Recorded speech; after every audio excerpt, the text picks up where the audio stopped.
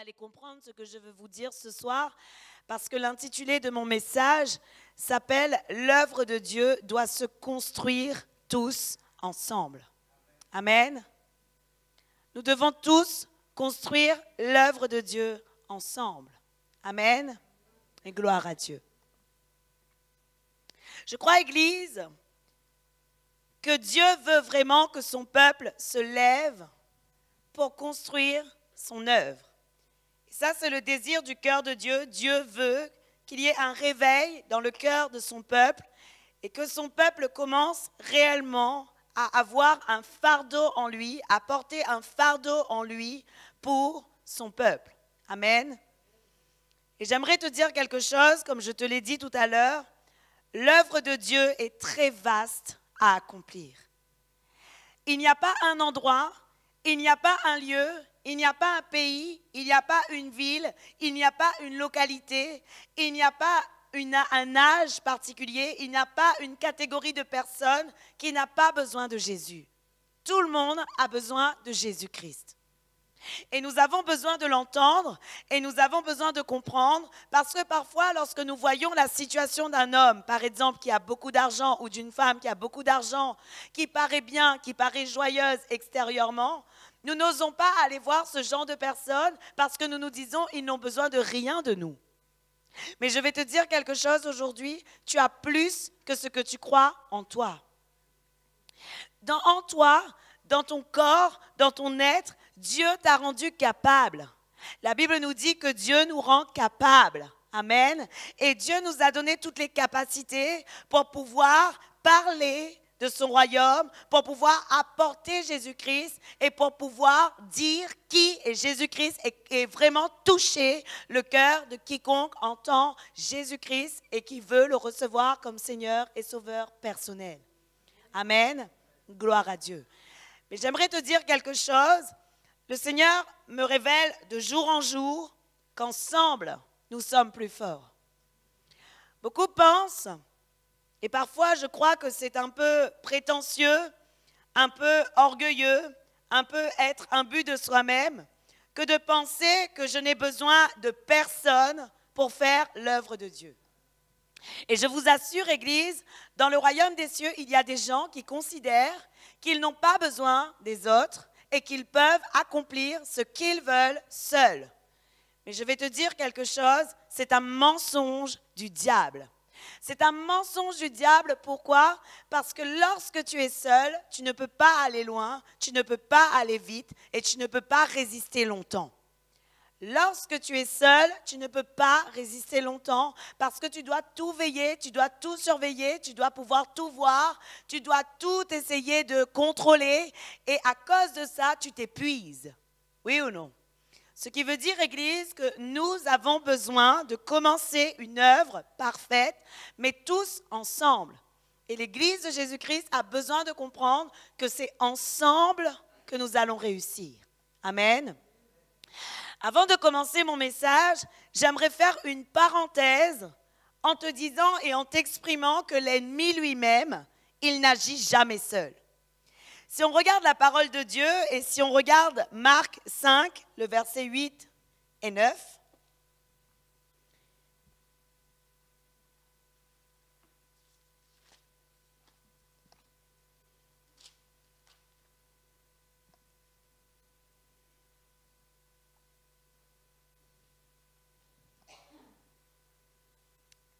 la Bible nous dit, c'est lorsque Jésus est passé à côté des tombeaux et qu'il y avait un homme qui était possédé et qui commençait à supplier Jésus, à dire « Mais qu'est-ce que tu veux, ne me tourmente pas ».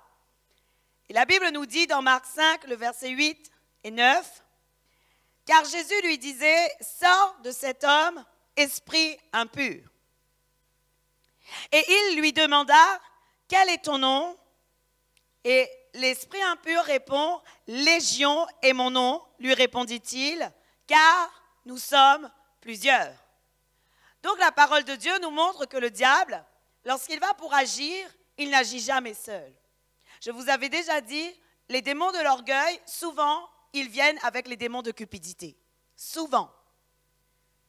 Et en réalité, il faut que nous puissions comprendre, Église, ce qu'est une légion.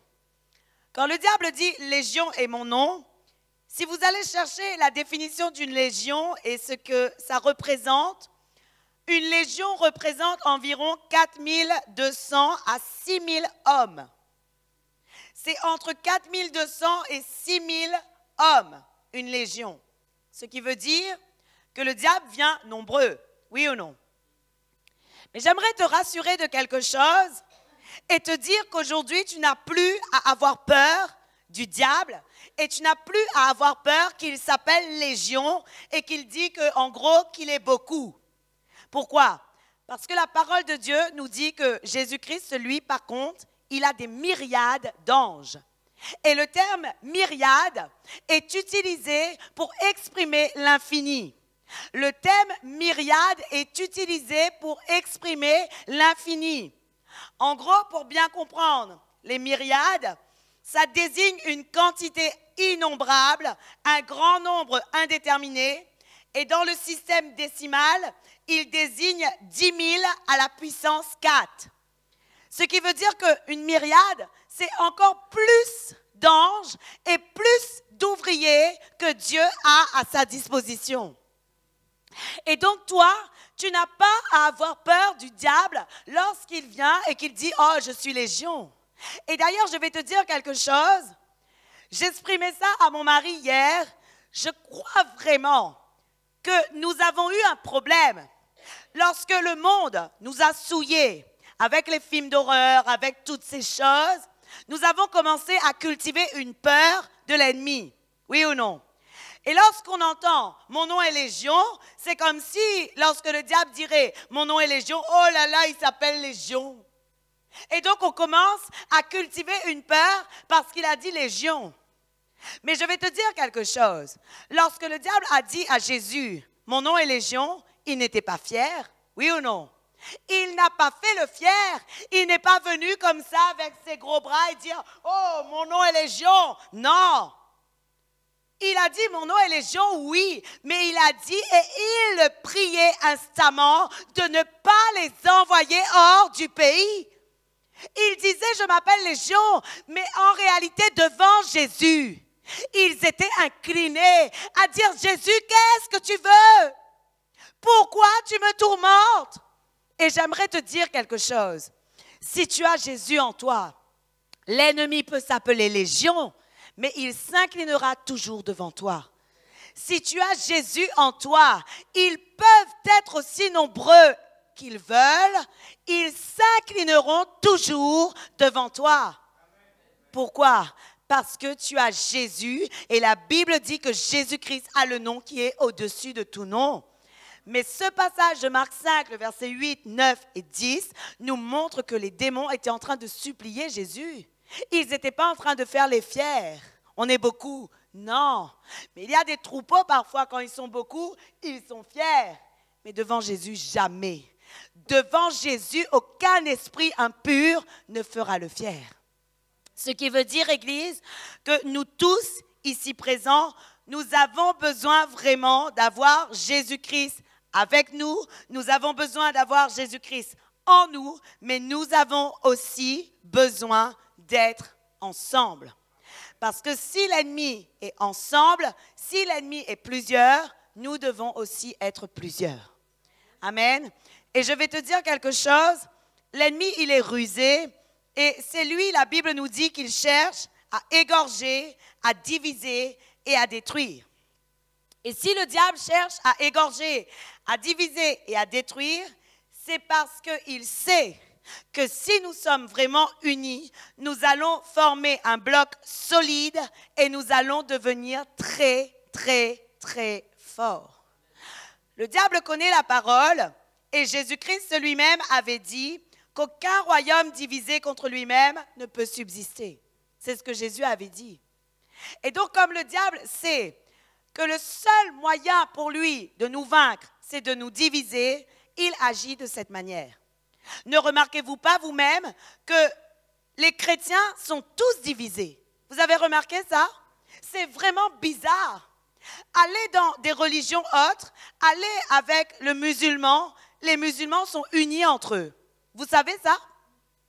Même s'ils ne sont pas dans les mêmes mosquées, je vous assure, ils sont unis. Et si quelqu'un touche à leur tribu, si quelqu'un touche à ce qu'ils sont, les autres viennent pour défendre. Même si dans la vie de tous les jours, ils ne sont pas toujours ensemble, mais lorsqu'il y arrive quelque chose, une situation difficile ou quelconque, ils sont unis. Et c'est pareil pour les Malbars. La communauté Malbar, c'est pareil, ils sont unis. Ce que je veux vous dire par là, je ne suis pas en train de faire l'éloge des Malbars, l'éloge des musulmans, mais je veux simplement vous dire, comprenez vous-même ce qui se passe. L'ennemi est rusé et il est en train de diviser les églises, il est en train de diviser les chrétiens, il est en train de diviser les enfants de Dieu parce qu'il sait que le seul moyen de nous vaincre, Église, c'est de nous diviser. Ce qui veut dire, Église, qu'aujourd'hui, nous devons vraiment en prendre conscience. Et nous devons nous-mêmes nous dire, il est temps que je puisse former un bloc solide. Alors, je vous le dis, il va falloir des années et des années avant de changer la mentalité d'autres chrétiens. Nous, dans cette Église, nous enseignons que nous devons être ensemble. Et je vous invite vraiment, Église, à considérer ce que je suis en train de vous dire et à penser que je dois toujours être en bon terme avec mon frère.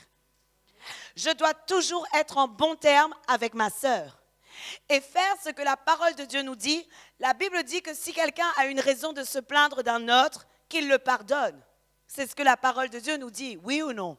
La Bible dit, supportez-vous les uns les autres, et si quelqu'un a une raison de se plaindre de quelqu'un d'autre, il faut qu'il le pardonne, parce que Jésus-Christ nous a pardonné.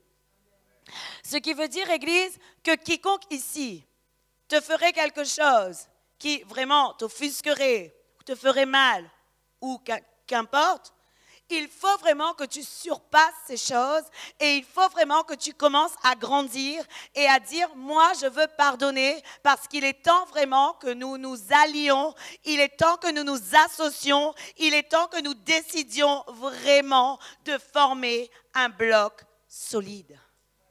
Et c'est ce que Dieu veut. Dieu veut afin que nous puissions voir son royaume prendre du terrain. Et si nous ne comprenons pas, malheureusement, l'œuvre de Dieu va prendre du temps avant d'avancer et avant de progresser. Voilà pourquoi, Église, je crois vraiment que le Seigneur ne veut pas que dans les églises, le peuple commence à se quereller sur toutes sortes de mots. C'est perdre du temps que de dire « Oh, la sœur, elle m'a mal regardé. Oh, le frère, il m'a mal regardé. Oh, la sœur, elle ne m'a pas dit bonjour. Oh, le frère, il ne m'a pas dit bonjour. Oh, la sœur, elle a fait ci. Oh, la sœur, elle a fait ça. » C'est vraiment une perte de temps. Nous sommes en train, en agissant de cette manière, de vraiment laisser le sablier de Dieu s'écouler, alors qu'il y a beaucoup de choses à faire dans l'œuvre de Dieu. Et la Bible nous dit de considérer les choses d'en haut puisque nous appartenons à Christ. Ce qui veut dire, Église, que nous sommes tous là ensemble. À côté de vous, sur vos chaises, il y a des personnes. Derrière vous, sur les chaises, il y a des personnes. Et si Dieu nous a rassemblés ici ensemble, c'est pour que nous nous aimions les uns les autres comme lui, il nous a aimés. Parce que la Bible nous dit que l'amour vient à bout d'un grand nombre de péchés. Amen. Et quand nous avons commencé ici dans cette assemblée, Dieu nous avait dit, c'est à l'amour que vous aurez les uns pour les autres, que tous verront que vous êtes mes disciples. Ce qui veut dire, Église, que nous devons vraiment avoir de l'amour les uns pour les autres et considérer ce que Dieu veut pour nous. Aujourd'hui, ce que Dieu veut pour nous, c'est que nous puissions vraiment commencer à bâtir son œuvre. Amen. J'aimerais vous partager, Église, la manière dont Dieu agit. Lorsque tu regardes la parole de Dieu, lorsque tu analyses la vie de Moïse, la vie de Néhémie, la vie d'Esther, la vie de Déborah, la vie de tous ceux qui nous ont précédés, même des apôtres et de Jésus, tu vois que Dieu commence d'abord par donner une vision à un homme. La première chose que Dieu fait, il donne une vision à un homme, à une personne. Il prend quelqu'un et il met quelque chose dans son cœur, il met un fardeau dans son cœur, il met un désir dans son cœur, et avec ça, Dieu va commencer à construire quelque chose. Alors, qu'est-ce qui se passe lorsque cet homme a le fardeau du cœur de Dieu et a le désir de construire quelque chose? Il va commencer à poser des actes et il va commencer à chercher comment, maintenant que j'ai la vision, comment faire pour commencer à construire l'œuvre de Dieu. Amen. Nous n'avons pas aujourd'hui à nous comparer, à être rivaux, à commencer à dire mais pourquoi lui il a eu la vision et pas moi, et pourquoi lui il a commencé et pas moi, et pourquoi, parce que je vais te dire quelque chose, la finalité est la même, la finalité est de faire grandir l'œuvre de Dieu. Donc même si ce n'est pas toi qui as eu la vision, tu peux ne pas avoir eu la vision, mais tu peux ensuite être celui qui va épouser la vision de celui qui l'a reçue. Amen. Et donc, la deuxième chose que Dieu fait, lorsque celui qui a reçu la vision présente la vision, il y a des personnes qui commencent à avoir la même vision que celui qui a présenté dans leur cœur. Amen. Et qu'est-ce qui se passe ensuite? Ceux qui entendent la vision et qui acceptent de la partager, ils commencent à s'associer à celui qui l'a reçu. C'est exactement ce qui s'est passé pour Moïse. Moïse était celui qui avait été choisi de Dieu. Et alors, qu'est-ce qui s'est passé lorsque Moïse a été choisi? Il était seul, oui ou non? Il a été choisi seul, mais c'est parce que Moïse a dit à Dieu, « Seigneur, je ne vais pas pouvoir parler. » Que Dieu a dit, dans ce cas, je mets avec toi ton frère Aaron. Mais initialement, Moïse était appelé d'abord seul. Et j'aimerais te dire quelque chose, il y a un temps pour que nous soyons seuls avec Dieu. C'est la vérité.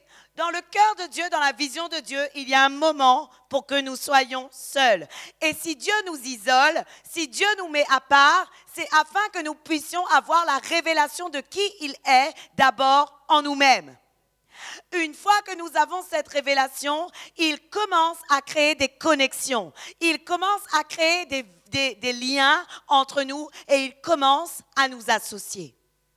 Et je crois que nous sommes, nous ici présents, dans la phase où Dieu commence à nous associer. Dieu nous fait connaître qui nous sommes les uns les autres. Dieu nous montre ce que nous sommes et Dieu est en train de nous associer. Amen.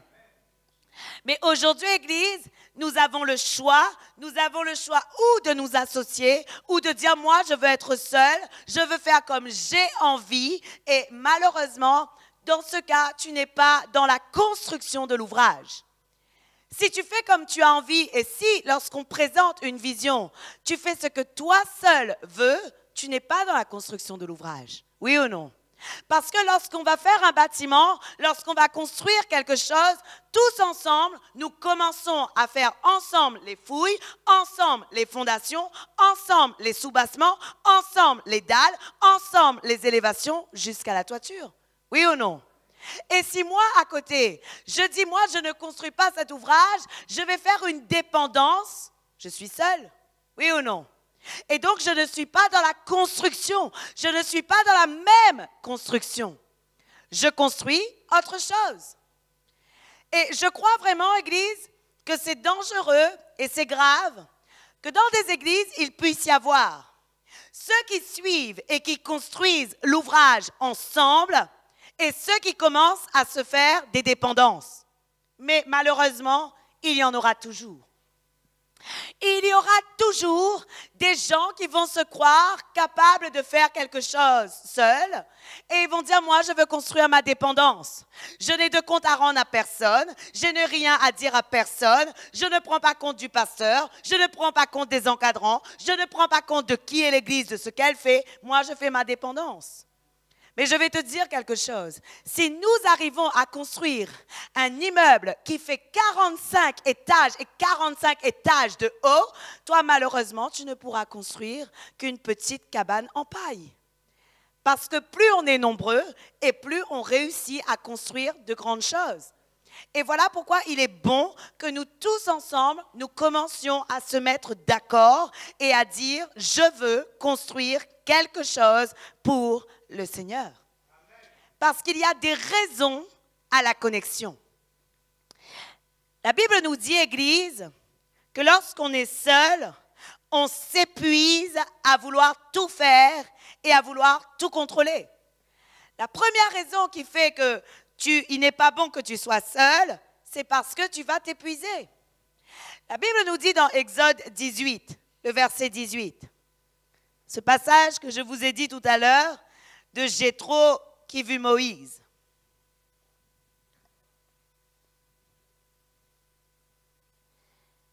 Jéthro dit à Moïse, « Tu t'épuiseras toi-même et tu épuiseras ce peuple qui est avec toi. Car la chose est au-dessus de tes forces, tu ne pourras pas y suffire seul. » J'aimerais te dire quelque chose, Église. Considère ces paroles que Jéthro dit à Moïse. Jéthro dit à Moïse, tu t'épuiseras non seulement toi-même, c'est-à-dire toi, ta personne, mais en plus, si tu restes seul, tu vas épuiser le peuple de Dieu. Et qu'est-ce que Jéthro dit à Moïse? La chose est au-dessus de tes forces. Autrement dit, lorsque tu es seul, l'œuvre de Dieu est au-dessus de ce que tu es capable de porter. Parce que je vous assure, l'œuvre de Dieu est vraiment grande. L'œuvre de Dieu et l'ouvrage de Dieu est vraiment très grande. Et il y a beaucoup de choses à faire. On serait vraiment des insensés de considérer que tout seul, nous arrivons à faire une chose merveilleuse pour Dieu. Parce que Jéthro a dit précisément à Moïse, la chose est au-dessus de tes forces. Mais de quoi il parlait? Du commencement de l'œuvre de Dieu? Oui ou non? Du commencement de l'œuvre de Dieu. Jéthro parlait à Moïse du commencement de l'œuvre de Dieu et il disait, c'est au-dessus de tes forces. Et je crois vraiment, Église, que l'œuvre de Dieu, si nous sommes seuls, nous allons nous épuiser. Oui, nous allons dire, oh, mais j'ai le Saint-Esprit. Mais je vous assure, il y a des moments, vous avez le Saint-Esprit, oui, et c'est merveilleux parce que le Saint-Esprit collabore vraiment avec nous, il nous console. Mais si vous regardez la parole de Dieu, même Jésus, il n'était pas seul. Jésus avait 12, pourtant, il avait le Saint-Esprit, oui ou non? Jésus avait 12 et pourtant, il avait le Saint-Esprit. Mais pourquoi Jésus avait 12? Parce qu'il savait très bien que les 12 allaient perpétuer ensuite l'œuvre qu'il avait commencé de faire. Il savait très bien qu'il fallait un relais, il savait très bien qu'il fallait une suite, il fallait très bien qu'il allait avoir de nombreuses personnes et que Jésus seul, lorsque 5 est autour de lui, il ne peut pas entendre ce qui se passe au niveau des centaines de personnes qui sont au fond. Lorsque je suis ici, je te pose la question, si quelqu'un est mal derrière, est-ce que je suis capable de voir tout? Parfois non. Parfois, je ne vois pas ce qui se passe. Et alors, c'est merveilleux parce qu'il y a des sœurs et des frères qui voient. Et si quelqu'un est bousculé et s'en va, on va dire rapidement, un frère ou une sœur sait qu'il doit aller le chercher et pour lui dire, mais qu'est-ce qui t'arrive?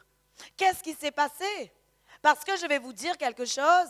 Construire l'œuvre de Dieu veut dire aussi veiller sur le peuple.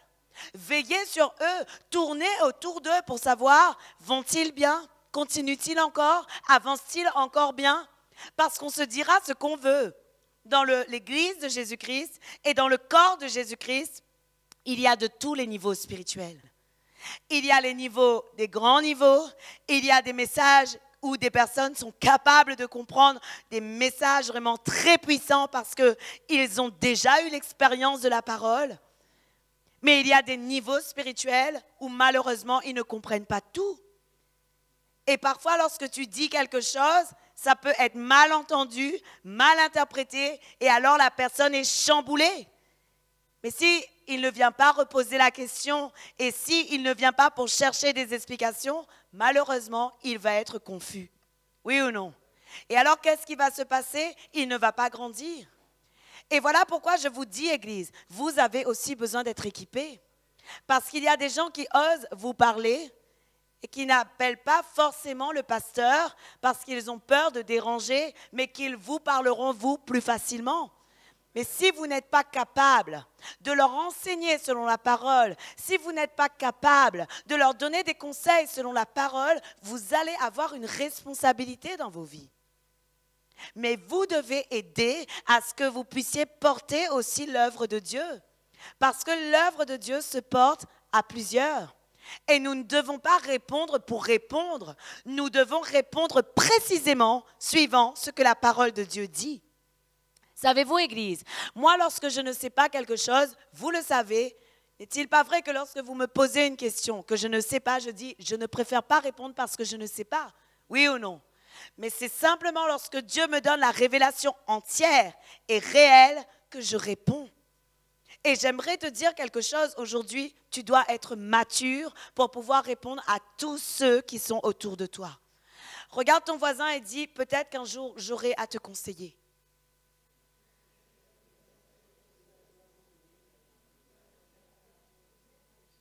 Vrai ou faux? Et regarde ton voisin maintenant et dis, et je prie que mon conseil soit selon l'inspiration de Dieu.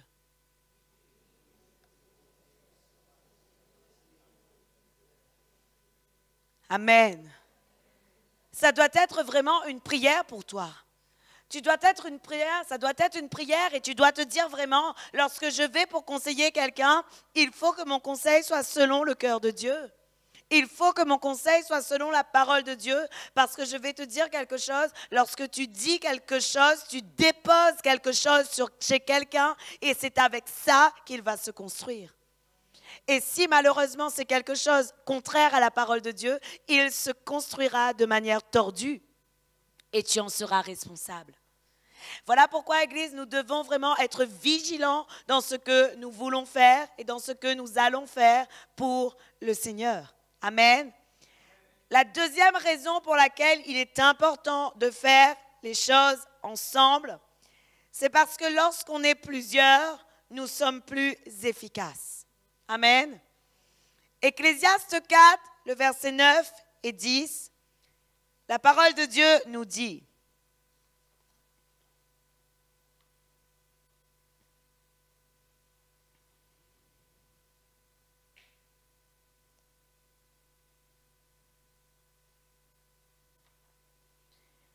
deux valent mieux qu'un, parce qu'ils retirent un bon salaire de leur travail.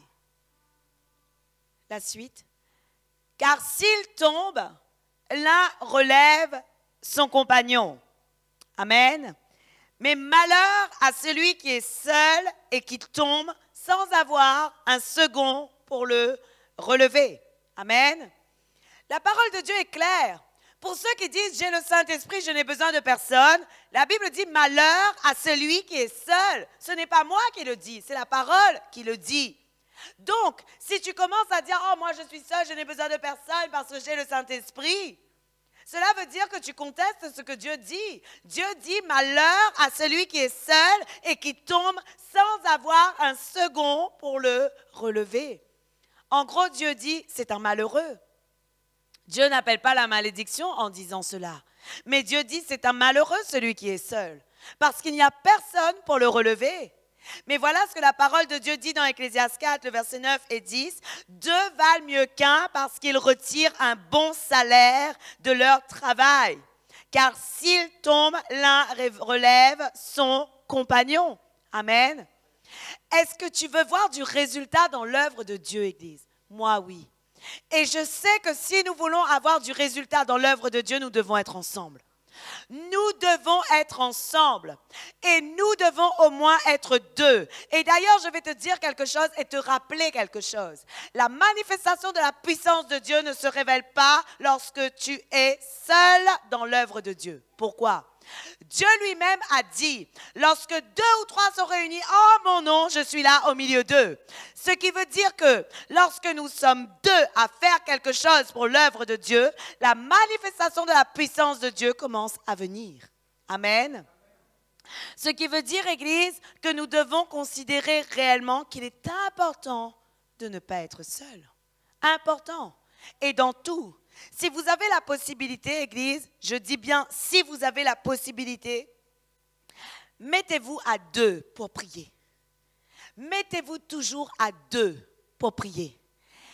Lorsque vous allez travailler pour l'œuvre de Dieu, lorsque vous voulez faire quelque chose pour l'œuvre de Dieu, je ne dis pas lorsque vous êtes dans votre temps de prière personnelle, mais lorsque vous voulez prier pour quelque chose, pour le Seigneur, pour l'œuvre ou pour quelqu'un, essayez autant de fois que possible de vous mettre à deux.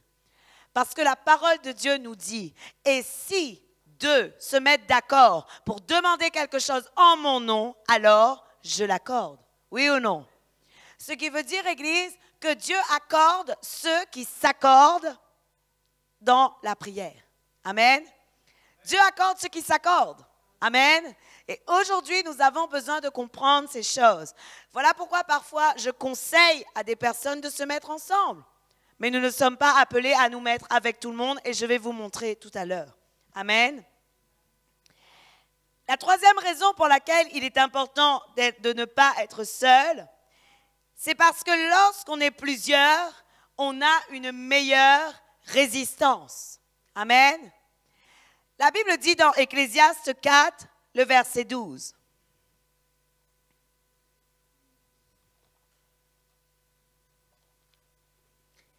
La Bible dit, et si quelqu'un est plus fort qu'un seul, les deux peuvent lui résister. Et la corde à 3 fils ne se rompt pas facilement. Amen. La parole de Dieu est claire.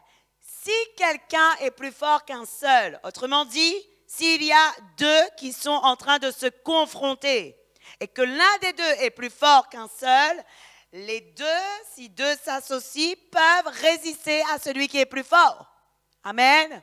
Et la parole de Dieu dit, et la corde à 3 fils ne se rompt pas facilement. Dans la version français courant, j'aime beaucoup cette version. La parole de Dieu nous dit, plus une corde a de brins et plus elle est solide. Avez-vous déjà vu une corde avec un gros diamètre? La corde avec un gros diamètre, elle a beaucoup de brins qui sont tournés ensemble. Et lorsque vous essayez de tirer ou de couper, vous n'arrivez pas, ou difficilement, oui ou non? Mais s'il y a une corde à petit diamètre, malheureusement, il y a peu de résistance. Et pour ceux qui font de l'agriculture ou qui tractent des choses, ils savent très bien qu'une petite corde ne peut pas tracter des choses qui sont très lourdes. Oui ou non? Et donc, ce qui veut dire, Église, que nous avons besoin vraiment d'être unis ensemble, solides ensemble, afin de pouvoir tirer plus et plus loin l'œuvre de Dieu. Dans l'œuvre de Dieu, il va y avoir beaucoup de personnes qui auront besoin que vous les tirez. Il va y avoir beaucoup de personnes qui auront besoin que vous les portez. Il va y avoir beaucoup de personnes qui auront besoin que vous les encouragiez et encore. J'aimerais te dire, Église, pas tout le monde a le même niveau de foi que toi. Et si même toi, tu es fort et tu vas toujours être résistant et qu'à chaque fois qu'il t'arrive quelque chose, tu sais te relever, il y a des gens qui ont besoin d'aide pour se relever. Amen. Ce qui veut dire, Église, que plus nous allons être nombreux et plus nous allons pouvoir tirer, tenir, pousser ceux qui sont dans l'œuvre de Dieu. Et Dieu veut que ce soit ainsi. Parce que, je suis désolée de dire, mais c'est le constat que je fais, il y a encore beaucoup de personnes qui sont au lait. Beaucoup de personnes restent des bébés spirituels pendant des années et des années et des années à suivre le Christ. Et les adultes et les matures doivent les porter, doivent les soulever, doivent les tenir et doivent les soutenir. Amen. Et nous devons être ceux qui soutenons le peuple de Dieu. Vous savez, Église, une fois je regardais une émission. Cette émission parlait d'une meute de loups. Et vous savez ce qui se passait? En fait, les loups, ils marchent vraiment de manière organisée. Devant, il y a les plus faibles. Il y a le chef de file, bien sûr, il y a le loup qui conduit. Mais ensuite, il y a les femmes, les bébés qui sont devant, les femelles et les bébés. Et qu'est-ce qui se passe après? S'il y a des loups, des vieux loups qui sont derrière et qui marchent lentement, à l'arrière des vieux loups, il y a des gros loups robustes. Et les loups les plus forts ferment la marche. Savez-vous pourquoi? Parce que si un ennemi vient pour attaquer la troupe, les loups les plus forts vont le combattre. Et alors, qu'est-ce qui va se passer? Ceux qui sont dans la meute de loups vont toujours avancer et ne vont pas mourir à cause d'un combat qu'ils n'auraient pas pu faire. Pourquoi je vous dis ça? Parce que vraiment, lorsque j'ai regardé ça, mais j'ai dit « Waouh !» Mais Dieu parle même au travers de ces genres d'émissions. Parce qu'on se rend compte vraiment que dans l'œuvre de Dieu, nous devons être organisés. Il doit y avoir les personnes faibles, mais derrière les faibles, il doit y avoir les forts. Et devant eux, il doit y avoir celui qui conduit la file, celui qui dit avancez, avancez, avancez, on ne s'arrête pas, on avance, on va vers le royaume, on va vers le royaume. Et les autres forts derrière qui sont là et qui regardent et qui observent. Et lorsqu'il y a un ennemi, il tranche, il coupe, il hache, il combat afin de protéger ceux qui ne peuvent pas être protégés. Et nous sommes appelés à le faire. Croyez-vous que nous sommes appelés à le faire, Église? Nous sommes appelés à le faire. Nous sommes ceux qui sommes appelés à le faire. Nous devons être organisés dans l'œuvre de Dieu. Sans organisation, je crois vraiment que l'œuvre de Dieu ne progresse pas rapidement. Et voilà pourquoi il est temps vraiment que le peuple de Dieu prenne conscience que dans le royaume des cieux, il y a une œuvre vraiment très, très, très importante à faire. Et ceux qui veulent construire, ils doivent savoir que l'œuvre de Dieu n'est pas facile. La Bible nous dit dans Acte 14, le verset 22, et c'est un passage que Paul disait,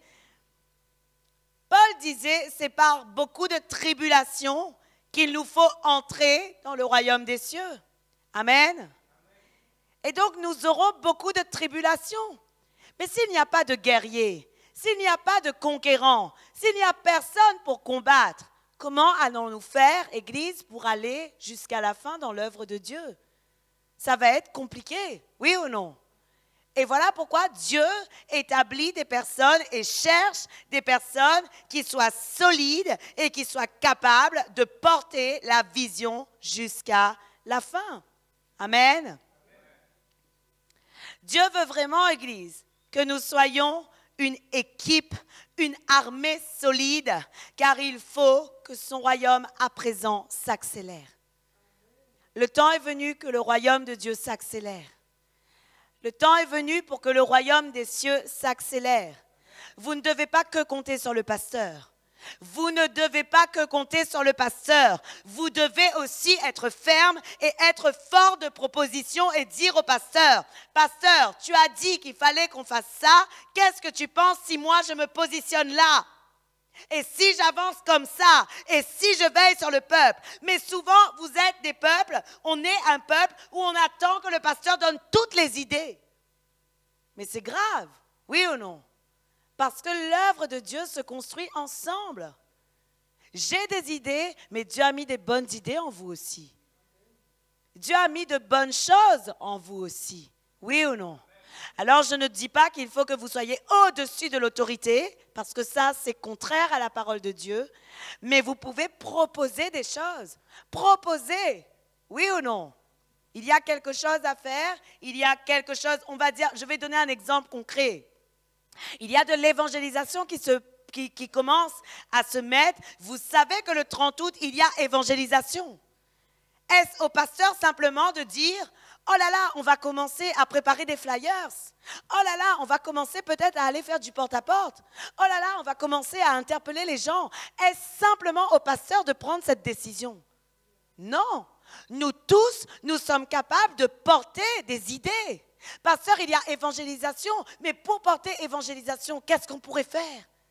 Ah, qu'est-ce que tu penses si on fait ça? Parce que je vous assure, la tâche de pasteur ou la tâche de conducteur, n'est pas simple tous les jours. Il y a des moments où Dieu nous demande de prier jour et nuit. Mais pendant que je prie, qui est en train de travailler pour l'œuvre? Qui?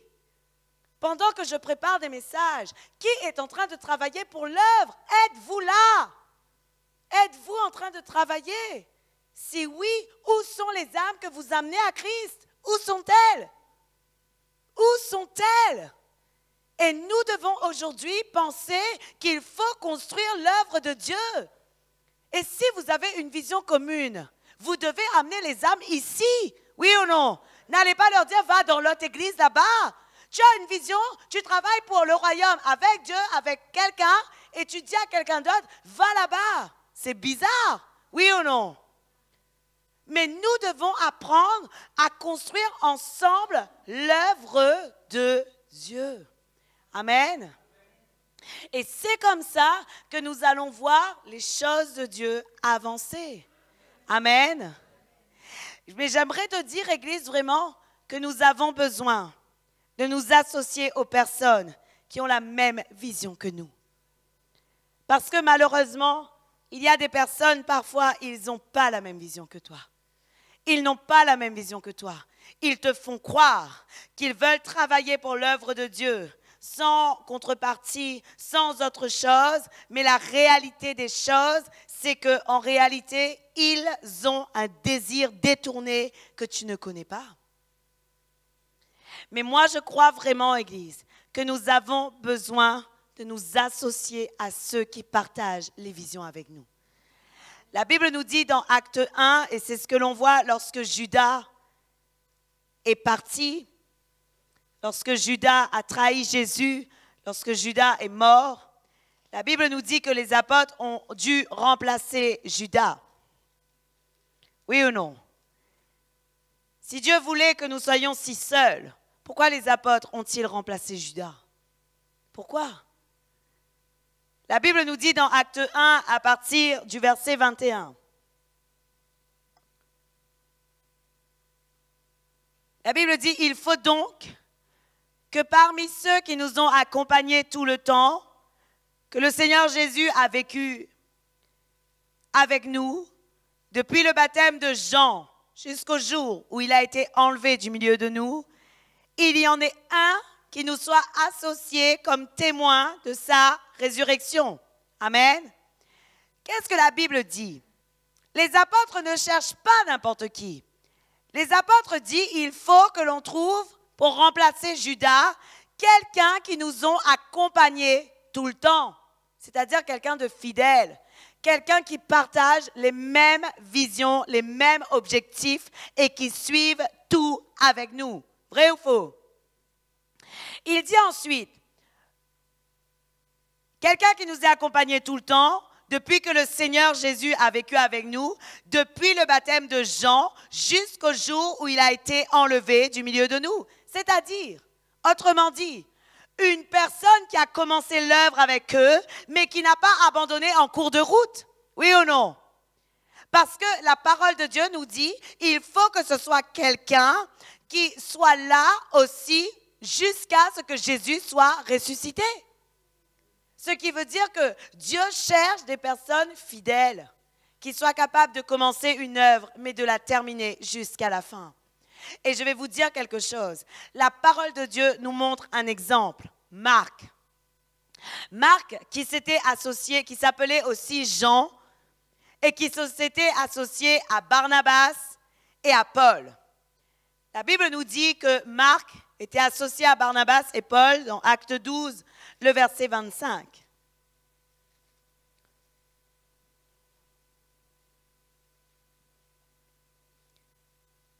Barnabas et Saul, après s'être acquittés de leur message, s'en retournèrent de Jérusalem, emmenant avec eux Jean, surnommé Marc. Ce qui veut dire que Barnabas et Saul se sont mis et se sont associés à quelqu'un qui s'appelait Marc. Oui ou non? Alors la Bible nous dit et nous révèle que Marc était une aide pour Jean et pour Barnabas et pour Paul. Acte 13, le verset 5, la parole de Dieu nous dit, arrivé à Salamine, ils annoncèrent la parole de Dieu dans les synagogues des Juifs. Il avait Jean pour aide. Ça veut dire que Marc était l'aide de Barnabas et de Paul. Amen. Mais qu'est-ce qui s'est passé? Marc n'est pas resté jusqu'à la fin. Et alors, qu'est-ce qui s'est produit? La Bible nous dit dans Acte 13, le verset 13, Paul et ses compagnons s'étant embarqués à Paphos, se rendirent à Perge, en Pamphylie. Jean, ou plutôt Marc, se sépara d'eux et retourna à Jérusalem. Il y avait un homme qui s'appelait Marc et qui était associé à Barnabas et à Paul. Mais ce Marc n'est pas resté jusqu'à la fin avec eux. Ce Marc a abandonné en cours de route et il est retourné à Jérusalem. Et bien vous savez ce qui s'est passé? Lorsque Marc est revenu ensuite devant Barnabas et Paul, Paul a refusé de s'associer avec Marc. Paul ne voulait pas. Il a dit, moi non, je ne m'associerai pas avec celui qui nous a abandonnés. Ce qui veut dire, Église, que tu ne dois pas t'associer aux gens qui t'abandonnent. Au moindre coup dur, ils t'abandonnent. Non, nous devons nous associer à des gens qui vont tenir jusqu'à la fin. Parce que l'œuvre de Dieu n'est pas un coup je suis fidèle, un coup je suis infidèle. Et je vais vous dire quelque chose. Nombreuses sont les personnes, ils te suivent, ils sont un poste. Mais quand tu les dis, mettez-vous à part parce que vous avez péché. Quand tu les suspends dans leur fonction, qu'est-ce qu'ils font? Ils quittent l'église en colère et ils commencent à regarder. Est-ce que ça va fermer? Est-ce que ça ne va pas fermer? Est-ce que ça va fermer? Est-ce que ça ne va pas fermer? Comme s'ils sont indispensables. Comme s'ils veulent prouver que si ça ne marche pas, c'est parce qu'ils sont partis. Il y a des gens qui sont comme ça. Et je vais vous dire quelque chose. Ce n'est pas conforme au cœur de Dieu. Parce que je vais te dire, Dieu, si toi tu décides de partir, il te remplacera. Je te le dis devant les yeux, je te regarde des yeux. Si tu décides de partir et qu'on a commencé une œuvre ensemble, il te remplacera. Parce qu'il a remplacé Judas. Oui ou non? Il a remplacé Judas. Et je sais que Dieu ne veut pas que son œuvre arrête. Alors même s'il y a des gens qui décident de partir, qui décident de quitter, ne croyez pas parce que vous décidez de quitter, vous décidez de partir, que l'œuvre de Dieu va s'arrêter. Non. On va prendre peut-être encore un peu de temps pour construire, mais on avancera toujours. On va toujours avancer et faire ce que le Seigneur veut que nous fassions. Amen. Et c'est ça qu'on a besoin de comprendre. Dieu veut réellement que nous puissions avancer dans son œuvre. D'ailleurs, la parole de Dieu nous dit dans Esther 4, le verset 14. Je vous avais déjà parlé de ce verset, mais je trouve bon de vous le redonner ce soir.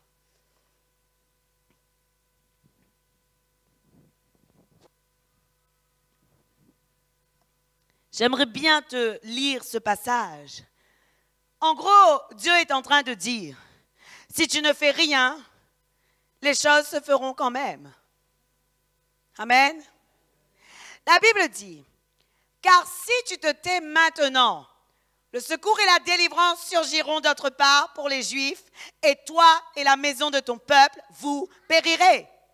Et qui sait si ce n'est pas pour un temps comme celui-ci que tu es parvenu à la royauté. Je te le dis ce soir de manière prophétique. Dieu t'a choisi pour un temps comme celui-ci. Dieu t'a choisi pour un temps comme celui-ci. Mais attention, si tu ne fais rien, la délivrance viendra, mais tu manqueras l'appel que Dieu avait sur ta vie.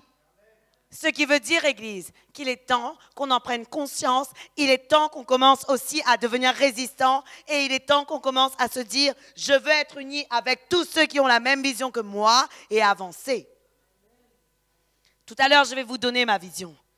Si vous avez la même, alors, si vous le voulez, nous avancerons ensemble. Mais si vous n'avez pas la même, vous serez libre de faire votre choix. Mais aujourd'hui, il est temps que l'on pose quelque chose. Parce qu'il est temps aujourd'hui qu'on commence et qu'on avance. Amen. Il est temps qu'on commence et qu'on avance. Amen.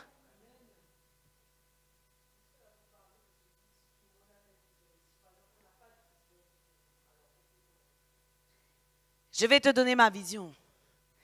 Et tu vas voir, tu n'es pas obligé d'avoir une vision. Vous n'êtes pas appelés, on n'est pas appelés tous à avoir une vision. Il peut y avoir, comme je vous ai dit tout à l'heure, un homme qui reçoit une vision. Moïse était le seul à recevoir la vision, oui ou non? Les autres qui étaient autour de Moïse, avaient-ils reçu la vision ou pas? Non, ils n'avaient rien reçu. Mais qu'est-ce qui s'est passé? Quand Moïse leur a parlé de ce que Dieu allait faire, quand Moïse leur a dit, venez, on va quitter l'Égypte, je vais vous emmener dans la terre promise. Quand Moïse a parlé, les autres ont dit, ah oui, nous on veut suivre Moïse, on est d'accord et on veut suivre Moïse. Amen. Ce qui veut dire que vous n'êtes pas obligés d'avoir une vision. Et d'ailleurs, je rends grâce à Dieu que nous n'ayons pas tous des visions. Pourquoi? Parce que si nous avions tous des visions et des visions différentes, malheureusement, nous irions dans des directions totalement différentes et l'œuvre de Dieu ne se ferait pas comme Dieu veut qu'elle se fasse. Oui ou non? Et c'est ça. Dieu suscite simplement une vision chez quelqu'un. Et ensuite, si tu es d'accord avec cette vision, tu as le droit de t'en associer pour commencer aussi à bâtir dans cette même vision et dans ce même objectif. Amen. Et Dieu va t'utiliser avec puissance. J'aimerais vous dire aujourd'hui, Église, que vraiment vous êtes choisis pour un temps comme celui-ci. Et j'aimerais te dire, Église, qu'il y a beaucoup de choses à faire dans l'œuvre de Dieu. Certains pensent, mais moi je ne connais pas mon ministère, je ne connais pas mon appel, je ne connais pas mon don, je ne sais pas vraiment ce que je dois faire. Mais je vous avais déjà donné ce passage, la Bible dit, tout ce que ta main trouve à faire, fais-le. Parce que je crois vraiment que le Seigneur commence par des petites choses pour ensuite nous en confier des plus grandes. Mais j'aimerais te dire aujourd'hui, Dieu ne veut pas que tu t'arrêtes simplement dans le domaine spirituel. Dieu veut que tu sois puissant dans le domaine spirituel, mais puissant également dans le domaine physique. Moi, je suis appelée à être pasteur enseignant. D'accord? Mais ce n'est pas tout le monde qui est appelé à être pasteur enseignant. Dans l'œuvre de Dieu, il faut un pasteur, un enseignant. Mais dans l'œuvre de Dieu, il faut aussi un prophète. Dans l'œuvre de Dieu, il faut aussi un apôtre. Et je vais te dire quelque chose, dans l'œuvre de Dieu, il faut aussi un bon financier. Oui, dans l'œuvre de Dieu, il faut un bon financier. Qui s'occupe de la bourse? Oui ou non? Qui s'occupe de la bourse? Il y a des gens qui malheureusement ou heureusement pour nous, heureusement, pas malheureusement, ils ont à s'occuper des choses physiques. Il faut s'occuper de la nourriture, il faut s'occuper du financier, il faut s'occuper de la construction, il faut s'occuper de toutes sortes de choses pour l'œuvre de Dieu. Et Dieu nous appelle à exceller dans tous les domaines. Vous savez, Église, je connais un couple. Ils sont chrétiens, mais ils n'agissent pas dans le spirituel. Et pourtant, Dieu les utilise avec puissance auprès des enfants. Ce couple-là, vraiment, ils ont à cœur les enfants. Et ils travaillent avec les enfants. Ils apportent le royaume des cieux dans le cœur de ces enfants. Ce sont des enfants perdus, mais ils apportent le royaume des cieux dans le cœur de ces enfants. C'est un jeune couple, ce sont des jeunes. Ils sont éducateurs spécialisés. Il y a une personne, je crois qu'elle est psychologue. Et en fait, ce qu'ils font, ce sont des choses vraiment bien pour l'œuvre de Dieu. Et j'aimerais te dire aujourd'hui, ne néglige pas le talent, ne néglige pas le don et ne néglige pas la capacité que Dieu te donne. Ne néglige rien de ce que Dieu t'a donné, même si ce n'est que physique pour toi. Parce que même dans le physique, Dieu veut se servir de toi avec puissance. La Bible nous dit dans 1 Corinthiens 12, le verset 7, la Bible dit que la manifestation du Saint-Esprit est donnée pour l'utilité commune. Ce qui veut dire, Église, que lorsque tu as le Saint-Esprit en toi et que lorsque le Saint-Esprit améliore ce que tu es en train de faire, même dans le physique, cela va servir pour l'œuvre de Dieu. Tu vas servir dans l'œuvre de Dieu. Mais arrête de te dire, moi je ne suis pas pasteur, moi je ne suis pas apôtre, moi je ne suis pas prophète, moi je ne suis pas évangéliste, moi je ne suis pas enseignant et donc je ne suis rien, donc je ne peux rien faire dans l'œuvre de Dieu. C'est faux. C'est un mensonge du diable. Parce que la parole de Dieu nous dit dans 1 Corinthiens 12, le verset 29 à 30, la Bible nous pose ces questions. Tous sont-ils apôtres ? Tous sont-ils prophètes? Tous sont-ils enseignants? Tous font-ils des miracles? Tous ont-ils des dons de guérison? Tous parlent-ils en langue? Tous interprètent-ils? Est-ce que nous tous, nous faisons ça? Non. Mais nous avons des capacités différentes que Dieu nous a données. Et j'aimerais te dire, arrête de croire au mensonge du diable qui te dit, tu ne vaux rien. Tu ne peux rien, tu n'as rien à faire dans l'œuvre. Quoi? On va te dire la vision? Qu'est-ce que tu as à faire dans cette vision, toi? Tu n'as aucun don spirituel. Je vais te dire quelque chose. Dieu a besoin de toi. L'Église a besoin de toi et l'œuvre de Dieu a besoin de toi. Fais taire le diable. Parce que même, supposons que tu fais très bien à manger. Je dis un exemple. Étienne faisait très bien à manger? Oui ou non? Mais Étienne, ça ne l'a pas empêché d'être un évangéliste puissant qui est mort pour la gloire de Dieu? Oui ou non?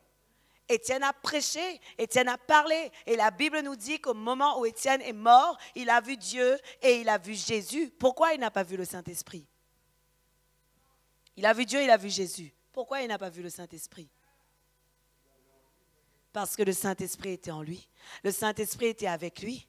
Ce qui nous prouve que le Saint-Esprit est avec nous sur la terre et que c'est lui qui nous donne des capacités multiples pour pouvoir agir.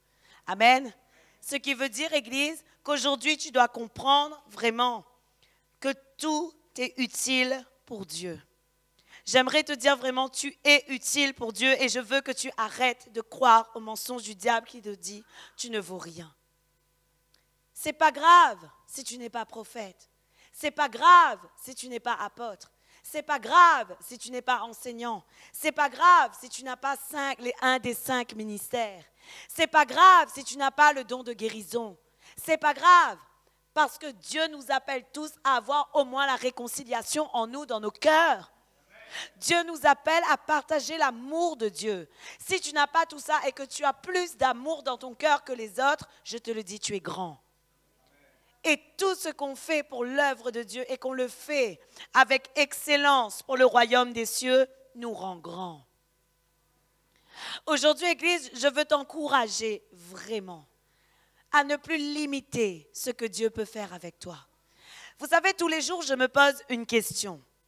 Et je t'invite à te poser cette question également si tu ne le fais pas encore. Cette question, c'est, Seigneur, aujourd'hui, comment je peux servir à ton royaume? Parce qu'il y a des fois où je ne suis pas en train de prier. Il y a des fois, je ne suis pas dans les visites. Il y a des fois, je ne suis pas en train de prêcher. Il y a des fois, je ne suis pas en train de vous encourager. Il y a des fois, je n'ai pas d'appel. Il y a des fois, des moments où je n'ai pas à faire ces choses.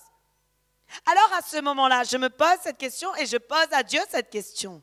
Comment je peux être utile maintenant dans mon travail tous les jours? Lorsque je travaille le lundi, le mardi, le mercredi, le jeudi, le vendredi, comment je peux être utile dans l'œuvre de Dieu? Et je vais te dire quelque chose. Autour de toi, il y a beaucoup de gens qui ont besoin de toi. Autour de toi, peut-être que tu penses que tu ne vaux rien, mais c'est un mensonge du diable. C'est un mensonge. Lorsque tu parles, la Bible dit que les fleuves d'eau vive coulent de toi. Lorsque tu vas commencer à parler, tu vas encourager quelqu'un. Tu as des choses à dire, tu as des choses en toi, tu as des bonnes choses en toi, tu as des belles choses en toi et tu es une belle personne vivante. Et il faut que tu puisses l'entendre. Parce que si tout le temps tu entends, tu n'es pas capable, tu ne vas rien faire. Mais aujourd'hui, je te le dis, Dieu veut que tu sois en partage avec les autres pour son royaume. Il y a un verset biblique que le Seigneur me donne de comprendre de manière différente. Isaïe 54, le verset 2 et 3. Dieu nous dit aujourd'hui, Église, d'arrêter de ne regarder que devant nous. Parce qu'il y a tant à faire plus loin. Il y a tant à construire pour aller plus loin. Il y a tant à faire. Je vous le dis, l'heure est venue réellement où le peuple de Dieu doit ne plus cesser de parler de Jésus. L'heure est venue où le peuple de Dieu doit s'exercer à imposer les mains aux malades, à demander aux malades vraiment de se lever. L'heure est venue, exerce-toi. Même tu ne vois pas de résultat, exerce-toi. Même tu ne vois pas de résultat, exerce-toi. et fais-le. Même si tu ne vois pas qu'une personne est convaincue lorsque tu parles de Jésus, fais-le. Fais-le. Ce n'est pas grave. Même s'il ne vient pas tout de suite à Christ, je te le dis quelque chose. La Bible dit, viendra un moment où vous moissonnerez là où vous n'avez pas semé. Ce qui veut dire qu'il y a des gens qui avaient semé avant toi. Et dans ton cas, c'est pareil. Peut-être que tu vas semer sans moissonner, mais tu as semé quand même. Et ce que tu as à faire ensuite, c'est simplement d'arroser. La Bible nous dit dans Isaïe 54, le verset 2 et 3, et je veux te le donner aujourd'hui. Dieu te dit, Dieu me dit, Dieu nous dit, élargissez, si c'est nous, élargissez l'espace de votre tente. Quand il parle à une personne, il dit élargis l'espace de ta tente, qu'on déploie les couvertures de ta demeure, ne retiens pas.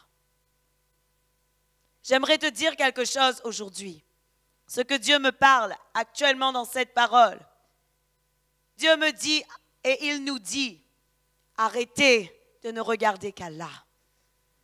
Parce qu'il y a beaucoup de choses à faire à l'extérieur et Dieu te dit maintenant, arrête de te retenir, arrête, stop, arrête de te retenir, va parler, va poser les mains aux malades, va guérir, va demander aux morts de se ressusciter, va faire, va. Parce qu'il y a des choses à faire. Amen. La Bible dit, allonge tes cordages. En gros, augmente ta vision. Augmente ta vision. Vois plus loin. Prépare l'avenir. Prépare l'œuvre de Dieu. Prépare des choses. Commence à construire. Fais quelque chose. Mais affermis tes pieux. Continue à creuser des fondations profondes. Et comment affermir ses pieux? Lorsque tu mets en pratique la parole de Dieu tous les jours. Élargis l'espace, mais affermis tes pieux. Je crois, Église, Dieu va nous donner une vision étendue. Nous sommes appelés à la Réunion, mais je crois que nous sommes appelés dans le monde entier. Je ne me limiterai jamais à la Réunion, mais Dieu veut qu'on construise quelque chose. Dernièrement, je parlais à Dieu et je dis, Seigneur, il serait bien que Marcelo Tunazi vienne à la Réunion. Dieu m'a dit, dites bien Amen. Je vais vous dire ce que Dieu m'a répondu. Dieu m'a dit, si vous ne commencez pas, vous, à travailler, ne pensez pas que quelqu'un qui vient de l'extérieur va travailler pour vous, parce que je veux d'abord que vous alliez travailler, ensuite Marcelo viendra. Donc, autrement dit, si nous, on ne commence pas à travailler, n'attends pas Marcelo, commence à aller travailler. Je vous le dis, parce que nous, parfois, on veut qu'il y ait un prédicateur puissant qui vienne pour faire venir. Faire venir. Prédicateur puissant, faire venir. Faire venir. Dieu te dit, il est temps. Retrousse tes manches, retrousse tes pantalons, mets tes baskets et va à la conquête du monde parce qu'il t'a donné la capacité aussi. Et c'est ce que le Seigneur m'a dit. En gros, le Seigneur m'a dit, maintenant travaille. Ensuite, tu verras qui j'envoie pour toi. Mais nous devons travailler, Église. Nous devons travailler. Parce que le Seigneur ne veut plus que nous soyons là pour chauffer nos chaises. C'est bien. Nous sommes là, nous nous édifions, c'est très bien. Et nous devons continuer à le faire. Et quand l'œuvre va grandir aussi. Mais je ne cesse de le dire, il n'est pas normal que les chaises restent vides. Oui ou non? Parce que nous devons inviter. Même s'ils ne viennent pas tout de suite, nous devons inviter. Et nous devons leur dire, viens et voir. Viens voir la gloire de Dieu. Viens pas voir mon pasteur. Ce n'est pas mon pasteur que je veux te présenter. Viens voir mon Jésus. Viens voir mon Jésus. Ce Jésus qui est grand et tout-puissant et qui peut faire de grandes choses pour toi. Et je vais te dire quelque chose. Même si tu n'arrives pas à lui dire, il peut te guérir, il peut te sauver, dis-lui au moins, il peut te rendre la vie parce que tu es mort. Et j'aimerais vous le dire aujourd'hui, Église. Vous n'osez pas agir pour Dieu. Mais beaucoup sont en train de mourir. Aujourd'hui, beaucoup meurent. Et si nous ne faisons rien, malheureusement, nous aurons des comptes à rendre à Dieu parce que nous n'avons rien fait. Mais aujourd'hui, Dieu dit, allonge tes cordages et affermis tes pieux, car tu te répandras à droite et à gauche. Waouh! Dieu te dit, travaille. Tu peux continuer, s'il te plaît. Travaille, parce que la vision de Dieu pour toi, la vision de Dieu pour nous, la vision de Dieu pour cette Église, ce n'est pas que nous restions ce nombre, je vous assure. La vision de Dieu pour cette Église, c'est que nous nous élargissions à droite et à gauche. Dieu veut qu'on s'élargisse à droite et à gauche, mais ça ne viendra pas seul. Il faut que les hommes et les femmes de Dieu se lèvent. Ça ne viendra pas seul. Oui, la Bible nous dit, et ça, c'est vraiment une erreur de lecture. Ils persévéraient dans la prière, dans Actes des Apôtres, et le Seigneur ajoutait des âmes tous les jours à l'Église. Et nous, on dit, waouh, il suffit qu'on persévère dans le jeûne et la prière, et ensuite Dieu va ajouter. Faux. Pourquoi Dieu ajoutait des âmes à l'Église? Parce qu'ils agissaient. Ils persévéraient dans le jeûne et la prière, mais ils agissaient, ils allaient à l'extérieur, ils imposaient les mains, ils prêchaient la bonne nouvelle, ils faisaient quelque chose. Et à cause de ça, Dieu ajoutait des âmes à l'Église. Donc, on va commencer un jeûne de 6 jours, jeûne et prière. Ensuite, quoi? On va attendre? Seigneur, vraiment, tu as dit, il persévérait dans le jeûne et la prière et tous les jours, il ajoutait. Où sont les âmes? Dieu va te dire, mais où est ton travail? Où est ton travail? Où est ton travail? On va jeûner, on va prier, mais après, arrêtons de ne rien faire. Il est temps. Il est temps, jeûner, prier et aller chercher, inviter.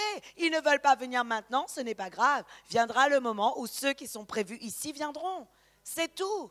Mais il faut commencer à faire des choses. Parce que nous savons vraiment que le Seigneur veut que son peuple soit réuni, rassemblé. Alors il dit, ta postérité envahira des nations et peuplera des villes désertes. Non seulement nous allons nous élargir à droite et à gauche, mais je vais vous dire quelque chose. Nos fils et nos filles envahiront les nations. Notre postérité envahira des nations et peuplera des villes désertes. Autrement dit, après nous, il y a encore des gens qui arrivent. Après nous, il y aura encore la continuité. Après nous, il y aura encore la continuité. Après nous, l'œuvre de Dieu va continuer à avancer parce que nous aurons implanté, bâti et que nous aurons commencé une œuvre bonne. Amen. Gloire à Dieu. Pour conclure, Église, comme je t'ai dit que Dieu donne à un homme une vision, j'aimerais quand même partager avec toi la vision que j'ai dans mon cœur. Dieu a mis un fardeau dans mon cœur pour l'île de la Réunion. Il y a des gens, ils ne croient absolument pas en la Réunion. Ils pensent peut-être que la Réunion va s'arrêter, va être détruite, va être engloutie, qu'importe. Et moi, je vous le dis, la Réunion est une île que Dieu aime. La Réunion est une île que Dieu aime. La preuve, nous sommes là. Oui ou non? Si Dieu ne nous aimait pas, nous serions ailleurs. Oui ou non? Alors moi, Dieu a mis dans mon cœur un fardeau pour la Réunion et je crois vraiment que le Seigneur nous suscite et suscite en moi le désir de parcourir l'île entière afin de proclamer la bonne nouvelle du royaume et que s'accomplissent par nous beaucoup de miracles. Dans ma vision, je nous vois marcher et parcourir des villes, des régions, aller et prêchant la bonne nouvelle du royaume des cieux et imposant les mains aux malades et les malades guéris, les infirmes levés et tout selon la gloire de Dieu. Dans ma vision. Et vous savez, ma vision ne s'arrête pas là, parce que dans ma vision, je ne veux pas accomplir l'œuvre de Dieu seul. Je veux que mes fils et mes filles, c'est-à-dire ceux que j'engendre, vous, je veux que vous aussi, vous soyez puissants. Je veux que vous aussi, vous soyez solides, afin que nous puissions nous étendre plus loin encore. Parce que je veux réellement que nous implantions d'autres églises. Nous n'allons pas rester qu'avec cette église, mais je crois que nous allons implanter d'autres églises aussi et encore. Et je vais vous dire quelque chose. Dans ces églises, il y aura d'autres pasteurs, il n'y aura pas que moi. C'est comme ça. Il faut se le dire, l'œuvre de Dieu ne se bâtit pas qu'avec un homme. Ce n'est pas qu'une personne qui va faire l'œuvre de Dieu. Dieu va élever des pasteurs selon son cœur. Et c'est ça que Dieu veut faire. Dieu veut étendre son peuple. Mais moi, je crois qu'au-delà de pasteurs, au-delà d'enseignants, Dieu a mis en moi un ministère d'apôtre. Oui, c'est comme ça. Parce que je crois vraiment qu'à un moment donné, nous allons aller pour implanter. Vous savez, quand je vous dis ça, j'ai le feu dans mes pieds. Je crois vraiment que Dieu nous appelle à marcher sur toute l'île entière pour aller porter la nouvelle. Et Dieu veut que nous soyons des personnes réveillées. Dieu veut que nous soyons une église réveillée, une église soumise au Saint-Esprit. Une église totalement soumise au Saint-Esprit, qui se lève parce qu'il y aura des révélations du Saint-Esprit pour leur dire « va à Saint-Pierre ». Qui se lève parce que le Saint-Esprit leur aura dit « va à Salazie ». Qui se lève parce que le Saint-Esprit va lui dire « étends-toi en Martinique ». Qui se lève parce que le Saint-Esprit va lui dire « étends-toi à Rodrigue ». Qui se lève parce que le Saint-Esprit va lui dire « va à Maurice ». Et je crois que le Seigneur va faire des grandes choses avec nous. Et dans mon cœur, je souhaite engendrer des guerriers, des personnes combatives pour le royaume. Moi, je suis de tempérament combatif. Il ne serait pas logique que ceux que j'engendre ne soient pas combatifs. Si je combats, vous combattez. Oui ou non? Si je suis combatif, vous êtes combatif. Si je suis résistant, vous êtes résistant. Si j'ai un don d'enseignant, vous avez aussi la capacité d'enseigner. Parce que Dieu déverse l'onction est la même de celui qui partage la vision. Et c'est ça que vous devez comprendre. Alors aujourd'hui, je vous pose la question. Avez-vous la même vision que moi pour la réunion? Voulez-vous voir l'île de la Réunion bâtir l'œuvre de Dieu? Amen. Vous savez, lorsque je vous dis ça, c'est sans prétention parce que je sais que ça va être dur. Je sais qu'on va être persécuté. Et je sais que le Seigneur va nous appeler à aller dire à d'autres personnes même qui disent le servir, voilà comment il faut que vous agissiez. Et voilà ce qui est bon et voilà ce qui n'est pas bon. Parce qu'aujourd'hui, c'est malheureux de dire, mais très peu d'églises laissent le Saint-Esprit encore agir. Mais je rends grâce à Dieu. Ce n'est pas pour nous vanter. Je rends grâce à Dieu que cette église laisse le Saint-Esprit agir pleinement. Je vous assure, pas une fois un programme est précis. Nous laissons le Saint-Esprit dire ce qu'il veut qu'on fasse. Parce que le Saint-Esprit est celui qui est capable de nous dire à l'instant même le cœur de Dieu pour son peuple. Amen. Ma vision se tient réellement pour la réunion. Mon fardeau est pour la réunion et je veux nous voir étendus. Je veux nous voir étendus. Et j'ai besoin de vous. Dieu a besoin de vous. J'ai besoin de vous parce que l'œuvre de Dieu ne se construira jamais seule. Je vous le dis, l'œuvre de Dieu ne se construira jamais seule. Autrefois, j'étais une personne, je pensais, mon frère Jean-Claude me connaît depuis très longtemps parce qu'il travaillait avec nous. Je pensais qu'être seul, je pouvais tout gérer. Oui ou non, mon frère Jean-Claude, vrai ou pas? Personne avait le droit de me dire quoi que ce soit. Oui ou non? Oui. Parlons vraiment. Soyons francs. Personne n'avait le droit de me dire quoi que ce soit. Et si on me disait quelque chose, j'étais là à dire, mais je connais mieux que vous, qu'est-ce que vous êtes en train de m'apprendre mon métier? C'est moi le chef d'entreprise. Et en gros, je réagissais comme ça. Mais le Seigneur m'a bien corrigé là-dessus. Et le Seigneur m'a dit que tant que je serai petite prétentieuse, je ne réussirai pas. Et alors j'ai dit, Seigneur, dans ce cas, change mon cœur, change ma vision et change ma façon de faire. Et je suis certaine aujourd'hui que sans les uns et les autres, nous ne pourrons jamais réussir l'œuvre de Dieu. Je rends grâce à Dieu parce qu'il m'a corrigé avant de commencer l'église. Au moment où on a commencé l'église, le Seigneur a commencé à me corriger en même temps. Je suis arrivée dans une entreprise et cette entreprise, hors de question de travailler en solo. Si tu travailles en solo, tu n'as pas les valeurs de l'entreprise, donc tu pars le lendemain même que tu commences. À ce moment-là, Dieu a commencé à me façonner, Dieu a commencé à me corriger et je rends grâce à Dieu parce que je sais et j'en suis sûre que 2 valent mieux qu'1 aujourd'hui. Et je sais et j'en suis sûre et je n'ai pas de prétention à dire que comme vous avez besoin de moi, j'ai aussi besoin de vous. Comme vous avez besoin de moi, j'ai besoin de vous. Parce qu'il y a beaucoup de choses en moi que vous n'avez pas, mais il y a des choses en vous que je n'ai pas. Amen. Et aujourd'hui, l'œuvre de Dieu doit être ensemble. Mais n'oubliez pas, Église, Dieu donne une vision à un homme. Il va communiquer souvent avec cette personne parce que cette personne, derrière, il y a aussi une vie de consécration. Il y a des grands sacrifices que peut-être que vous n'êtes pas capable de supporter, mais il y a des très grands sacrifices à faire pour l'œuvre de Dieu aussi. Et nous ne sommes pas tous appelés à être entièrement sacrifiés pour le Seigneur. Mais je crois vraiment que nous sommes tous appelés à faire de grandes choses pour Dieu, mais le niveau de consécration dépend de la personne qui veut se consacrer. C'est tout. Amen. Gloire à Dieu.